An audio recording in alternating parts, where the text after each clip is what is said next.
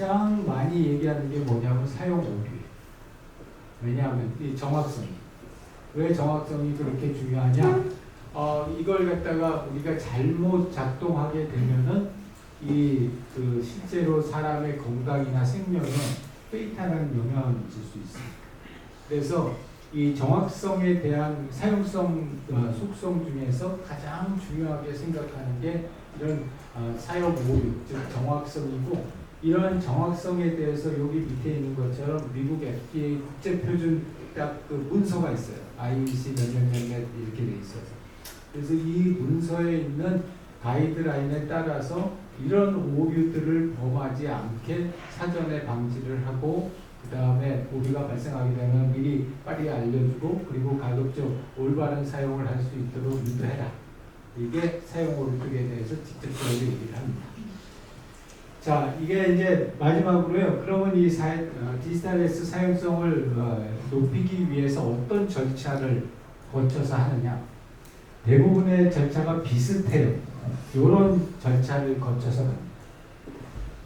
시스템의 성격에 따라서 다르기는 하지만 일반적으로 가장 많이 사용하는 절차가 이런 절차인데, 사용자의 피드백 채널, 그 다음에 이슈 해결, 그 다음에 사용자 만족도, 사용자 참여. 이걸 한마디로 쉽게 얘기하면 사용자가 어떤 어려움을 당했을 때 그 어려움이 당한 것을 갖다가 이 제공하는 사람들이 빨리 알 수 있게 하고, 그 다음에 그거를 통해서 사용자들에게 발생한 이슈를 해결해주고, 사용성의 문제를 해결해주고, 그거를 통해서 사용자의 만족도를 높여서 그렇게 함으로써 사용자의 참여를 유도한다. 이 네 가지 단계라는 것이 이 사용성을 실제 현업에서 사용할 때 이 사용하는 절차입니다. 그래서 예를 들어서 피드백 채널 같은 경우에는 뭐 소셜 네트워킹 서비스가 될 수도 있고, 그 안에 있는 게시판이 될 수도 있고, 사용자 그룹이 될 수도 있고, 여러 가지 다양한 형태를 통해 가지고 사용자와 시스템이 교류할 수 있는 그런 장치들을 많이 마련해요. 그리고 두 번째는 이슈 완화라고 해서 어떤 이슈가 발생했었을 때 그 이슈가 누구에 의해서 어떻게 감지되고, 그 감지된 거를 누가 언제 어떻게 해결해야 되느냐에 대한 매뉴얼을 만들어냅니다. 그래서 이제 그런 프로세스에 따라서 이런 형태의 사용자 피드백이 나오면 그거를 이런 사람이 책임자가 돼서 그 오류를 담당해서 해결하고, 해결된 거를 가지고 사용자한테 이런 채널을 통해서 설명해 준다 라는 식으로 가는 거예요. 이제 그런 걸 통해서 계속 측정을 해요. 우리 사용자가 실제로 현재 만족도가 얼마나 되는지. 그래서 이 만족도가 특정 이하를 갖다 내려가게 되면은 그 디지털 헬스 쪽에서는 허가 자체를 취소를 해요.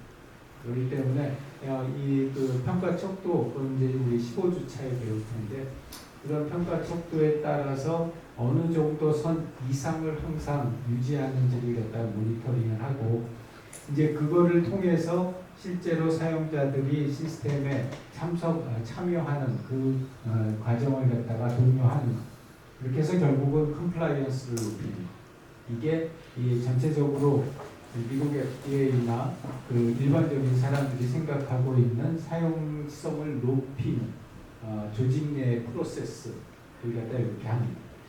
자, 그래서 정리를 하자면 사용성이라고 하는 것은 결국 얼마나 효율적으로 사용하느냐에 대한 이야기고, 그래서 쉽고 편리하다라고 하는 것은 우리가 그 일반적으로 다들 좋아하는 거긴 한데, 그러나 그게 어떤 과업을 어떤 환경에서 어떤 특성을 가지고 있는 사람들이 이 시스템을 사용하느냐에 따라서 우리가 중요하게 생각하고 있는 사용성들이 달라진다. 그래서 크게는 앞에서 봤던 필수적인 그런 사용성 요소로서 효율성과 정확성을 받고, 그 다음에 부수적인 요소로서 의미성이나 유연성, 그리고 앞에서 얘기했던 연결성 같은 것들을 갖다 우리가 봤죠. 그래서 이러한 것들을 갖다가 해서 제일 중요한 프로세스는 앞에서 얘기했던 사용자 피드백 채널을 제대로 만들고 거기서 이슈가 발생했었을 때 이걸 처리할 수 있는 프로세스를 정교화시키고 그거에 따라서 사용자의 만족도가 어떻게 변하는지를 계속 모니터링하고 그거를 통해서 사용자가 우리 시스템에 대한 인게이지를 할 수 있는 그 인게이지먼트를 높여서 전체적인 시스템의 순응도를 높이는 것. 그게 우리 사용성과 관련돼서 이 사람들이 생각을 하고 있는 원칙들입니다. 자, 여기까지가 오늘 수업 마지막 부분인데요. 관련해서 질문이나 코멘트입니다. 자, 정인님. 우선 즉시성과 관련된 실제 사례가 있다면 무엇이 있을지 궁금하고 즉시성이 너무 강조될 경우에 초래될 수 있는 뭐 부정적인 결과라던가 역기능이 있다면 궁금합니다. 네, 아주 너무 좋은 질문이에요. 실제로 여기에 있는 사용성의 속성이라고 하는 거는 다 트레이드업 관계가 있어요. 예를 들어서 즉시성을 높인다. 즉시성을 갖다가 높이게 되면 그 시스템에 대한 피드백이 빨리 전달되는 것은 좋지만 그거를 위해서 굉장히 많은 리소스가 들어요. 시스템의 리소스가. 그렇게 되면은 그 리소스를 갖다 들어가는 것만큼 시스템에 대한 비용이 높아져요. 그럼 그런 비용이 높아지는 걸 감수하고서도 즉시성을 갖다 어디까지 올려야 되느냐? 이거가 트레이드업 관계다. 그리고 또 즉시성이 꼭 그렇게 중요하지 않은 시스템들도 있어요. 그러니까 예를 들어서 어떤 시스템을 모니터링할 때 그 시스템의 변화가 크지 않은 경우 그런 경우에는 우리가 즉시성을 해서 뭐 0.001에서 0.002로 바뀌었다. 이걸 갖다가 그때 알려준다고 한들 그 사용자한테 별로 큰 의미가 없을 때 그럴 때는 즉시성을 그렇게 굳이 강조할 필요가 없죠. 그래서 중요한 거는 내가 어떤 과업을 위해서 어떤 그 특성을 가지고 있는 사용자가 이 시스템을 어떤 환경에서 사용하느냐 이 세 가지가 항상 간주가 돼야지 우리가 그게 핵심 속성이다 아니다를 결정할 수 있어요. 답변이 됐어요? 네, 좋습니다. 아까 지금 우리 뒤에 이름이 예인님? 네. 저는 학습성이랑 사용자 주도권에 관해서 질문이 있었는데 혹시 사용자 특성이나 시스템의 그런 기본적인 정보의 특성이라든가 등으로 인해서 좀 학습성이 필연적으로 떨어지는 경우에 사용자가 학습하기 어렵다고 판단되는 경우에 사용자 주도권을 조금 낮추고 유연성을 좀 낮추는 방향이 그런 서비스에 좋은 것인지 궁금합니다. 아주 그것도 너무 좋은 질문이에요. 네, 맞아요. 그래서 우리가 그거를 뭐라고 하냐면 디그리 오브 프리덤, 우리 통계에서 얘기하는 디그리 오브 프리덤이라고 얘기를 하는데 그게 뭐냐면 사용자가 얼마나 유연하게 시스템을 사용하느냐 하는 것은 이 디그리 오브 프리덤인데 그 디그리 오브 프리덤이 오히려 어떤 사용자들한테는 굉장히 독이 될 수도 있어요. 대표적으로 얘기하는 것 중에 하나가 뭐냐면 로그인 프로세스 같은 또는 금융 결제 프로세스 그런 걸 가만히 생각해 보면 순서가 다 정해져 있어요. 디그리 오브 프리덤이 별로 없어요. 이렇게 쭉 정해진 순서에 따라서 가게 되어 있는데 그러게 설계를 한 이유는 그 순서가 중요하고 그 순서를 갖다가 어겼을 때에는 오히려 더 큰 오류가 발생할 수 있으니까 그래서 항상 유연성이 매우 중요하다 이게 아니라는 거죠. 해당되는 시스템의 특성에 따라서 그 해당 속성이 더 중요할 수도 있고 덜 중요할 수도 있고 그거에 따라서 유연성을 조정을 해서 디그리 오브 프리덤을 갖다 조정해 주죠. 특히 초보자가 사용하는 시스템 초보자가 사용하는 시스템들은 디그리 오브 프리덤이 너무 크면은 거기에 너무 많은 얼터너티브들이 있으니까 이 진도가 잘 안 나가요. 그래서 보통은 그 디그리 오브 프리덤이 이렇게 많이 줄어드는 거 우리 전문가용 시스템 이런 거 하면은 디그리 오브 프리덤이 많잖아요. 뭐 이것도 바꿀 수 있고 저것도 바꿀 수 있고 이렇게 하는 것처럼. 그래서 이제 그런 전문가 사용자의 전문성에 따라서도 이 디그리 오브 프리덤을 갖다 조절해 주는 것이 좋아요. 답변이 됐어요? 네, 좋습니다. 또 다른 질문? 고강님, 그 다음에 근수님, 그 다음에 서진님. 저 간단하게 제가 이해를 잘 못해서 여쭤보는 건데 그 다중성에서 동시 다중성이랑 격차 다중성 두 가지가 있다고 말씀하셨는데 그 두 차이를 잘 이해가 안 돼서 동시적 다중성은 실제로 두 개의 태스크가 병렬로 가는 거예요.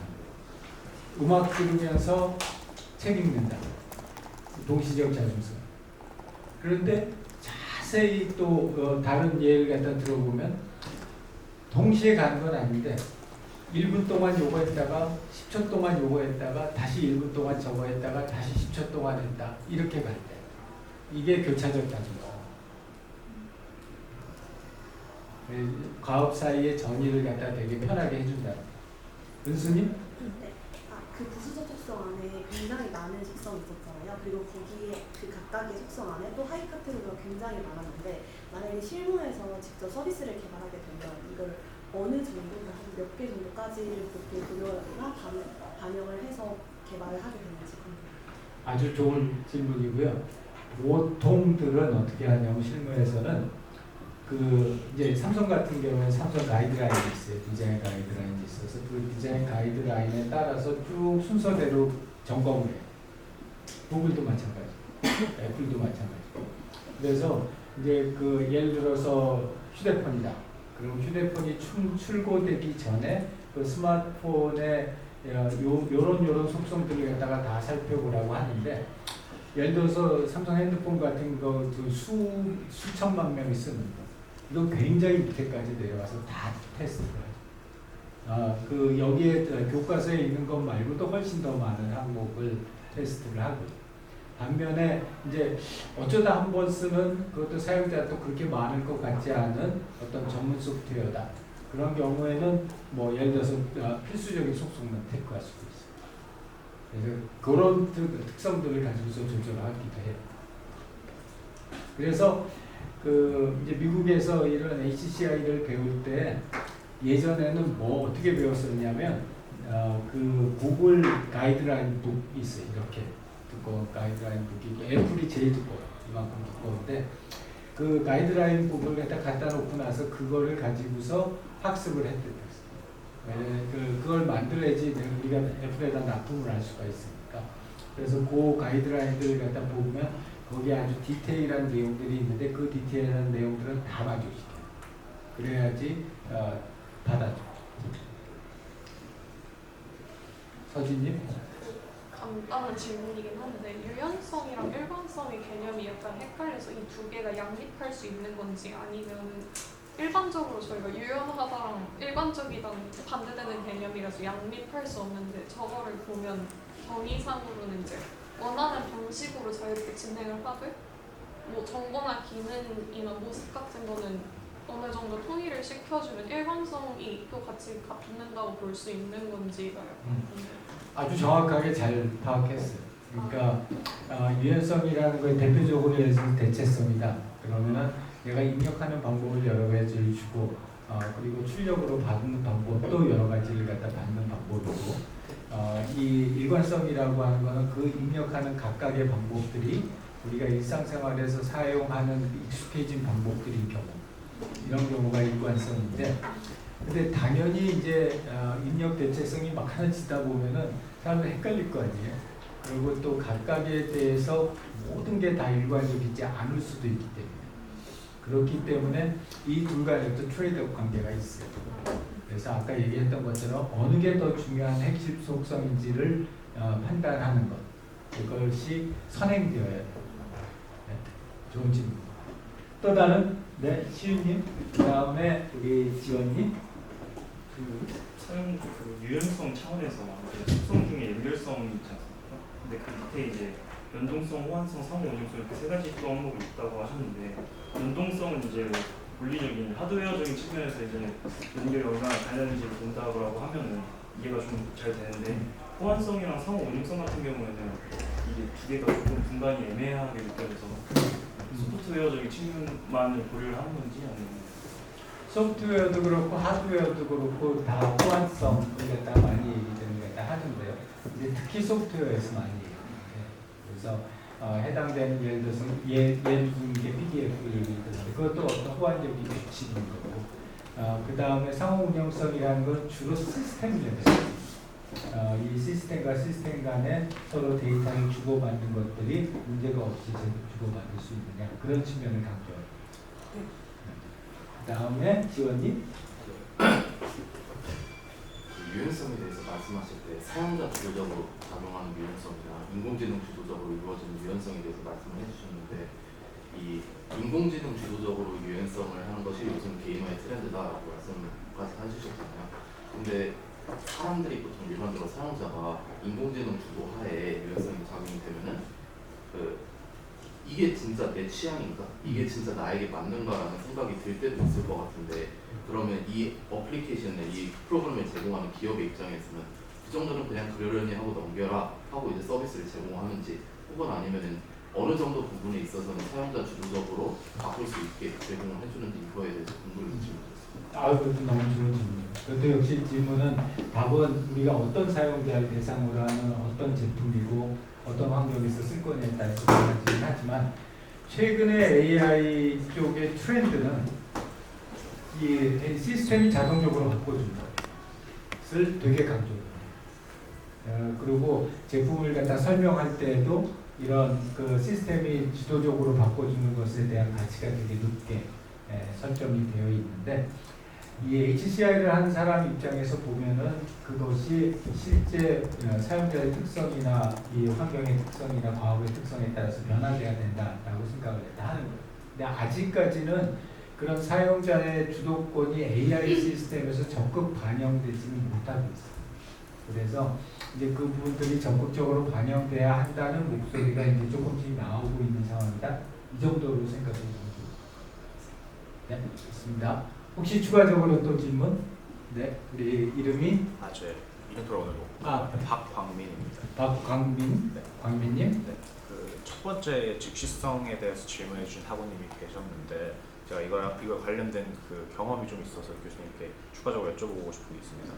즉시성에서 교수님이 트레이드오프 관계에 대해서 얘기를 해주셨는데, 이게 뭐 빨라지려면 기능적으로 뭐가 잘 구현이 돼야 된다라고 하셨는데, 제가 옛날에 앱 서비스 기획이랑 퍼블리싱 그 업무를 한 경험이 있는데, 그때 도어티 임계라는 개념을 알고 그거를 적용을 했던 경험이 있거든요. 이게 뭐냐면 이제 사람의 눈은 이제 0.1초 단위의 변화도 인지를 할 수 있어서 최대 0.4초까지만 지연을 시켜야 되고, 그 뒤로 이제 더 지연되면은 이거는 느린 거라고 판단한다. 그래서 뭐 이탈이 많아진다. 뭐 이런 경험이었는데, 그 은행이나 보안 이런 곳이 중요한 곳에서는 그 컴퓨터가 아니더라도 ATM에서 그 돈 10,000원만 넣어도 그 돈 세는 소리 오랫동안 들려주고 처리를 하잖아요. 그래서 그런 것처럼 의도된 시체를 일으키는데, 저도 이게 학습이다 보니까 신뢰도가 중요하다고 생각해서 이렇게 의도된 시체를 일으켰었거든요. 이런 것도 즉시성의 트레이드오프 관계인지 궁금합니다. 그것도 아주 중요한 트레이드오프 관계고요. 아주 좋은 그 사례를 갖다 공유를 해줬어요. 의도적으로 사용성을 낮추는 경우도 꽤 많아요. 특히 그게 어떤 사용자의 경험과 관련된, 특히 신뢰성이나 이런 거에 관련된 거, 그것도 마찬가지예요. 어떤 중요한 정보를 주는데 늦자마자 탁 주면 왠지 이거 좀 가라 같은 생각이 들어요. 그러니까 일부러 빼빼빼게 돌아가게 만들고 나서 그 다음에 정보를 갖다 주는 게 그 정보의 가치를 갖다 높여주는, 주관적인 가치를 높여주는 형식을 갖다 하기 때문에 그렇게 하기도 하고, 또 하나는 비즈니스 모델로도 낮춰요. 그러니까 일부러 사용성을 낮춘 거를 레귤러 모델로 하고, 그 다음에 그 사용성을 갖다 높인 거에다가 과금을 하는 형식으로, 그런 식으로 해가지고 비즈니스 모델에서 수익 창출의 요소로 사용성을 갖다 활용하기도 해요. 사실은 많이 활용하죠. 그래서 그 대표적인 경우 유튜브 유료로 안 하게 되면 계속 광고 뜨는 거, 이게 결국 사용성을 갖다 낮춤으로써 사람들로 하여금 이 유료 모델로 전환하게 만들어서 그거를 통해서 실제 그 수익을 갖다가 지속적인 수익을 얻기 위한 거니까요. 그래서 이제 그런 형태로도 의도적으로 사용성을 낮추는 경우가 많이 있어요. 좋은 얘기입니다. 또 다른 질문? 없으면 오늘 그 강의는 요거까지 하고요. 지금이 35분인데 10분 쉬었다가 10분 후에 이 개인 주제 발표하고 팀 주제 발표를 갖다 할게요. 그리고 아까 수업 시간 앞에서 얘기했지만 이제 나는 과제 발표를 하러 잠실을 갖다 열심히 뛰어가야 하는데 그래서 저 개인 주제하고 팀 주제 발표는 우리 조교 선생님들이 진행을 갖다 할 거고요. 앞에 다른 수업이 있어서 못 들었던 사람들은 오늘 수업 끝나고 오늘 저녁에 전체 영상 편집해서 바로 올릴 거예요. 그래서 그 부분을 갖다 참조하면 좋겠습니다. 자, 미안하고 우리 다음 주에 뵙겠습니다. 수고했습니다.